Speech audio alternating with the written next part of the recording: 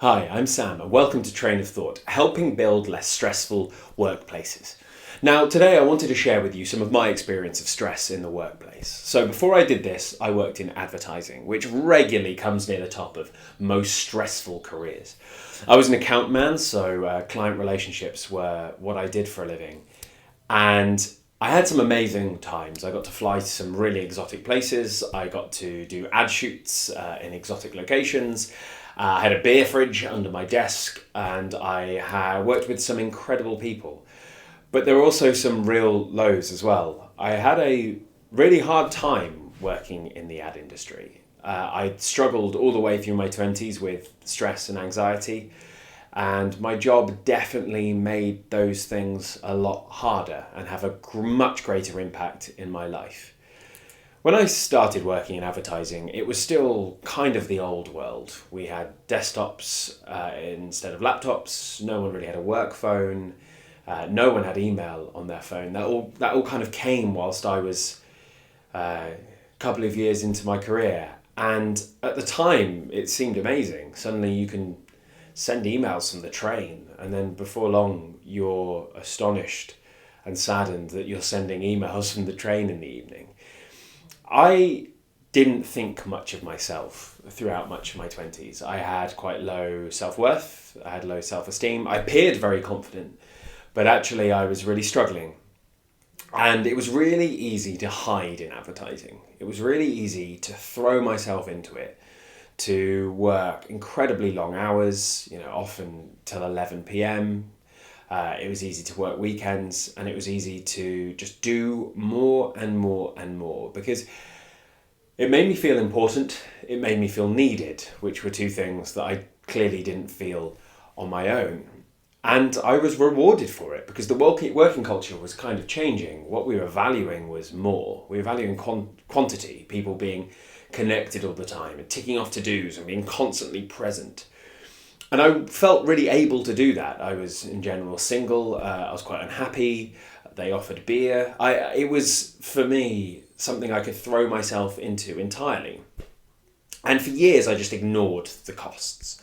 I ignored the dinners I arrived late to. I ignored the plans I had to cancel. I ignored the irritable bowel syndrome developing in my gut. I avoided the panic attacks at 3 a.m. because I was worried I wouldn't be able to deliver some tiny little digital ads. I could ignore all that, and I could just throw myself entirely into this job because it seemed obvious. If I got stuff done, I was valued and I was worthwhile.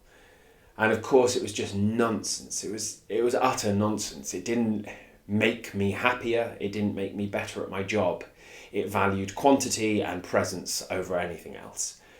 And what happened essentially was I burnt out. If your anxiety and stress is running that high, there's nothing else you can really do. You just run out of energy to sustain it. At the same time, I was very fortunate to go to Paris on a placement for a month. I also met my now fiance at a similar time. And all these things made me sit back and go, this can't be right, particularly the trip to Paris where the working culture is very different. Everyone looked at me like I was mad, and I realised in a way I was. When I realised I didn't like myself very much and that I was doing all the wrong things, I wanted to change it. I didn't want to feel this way anymore. I didn't think life had to feel like this.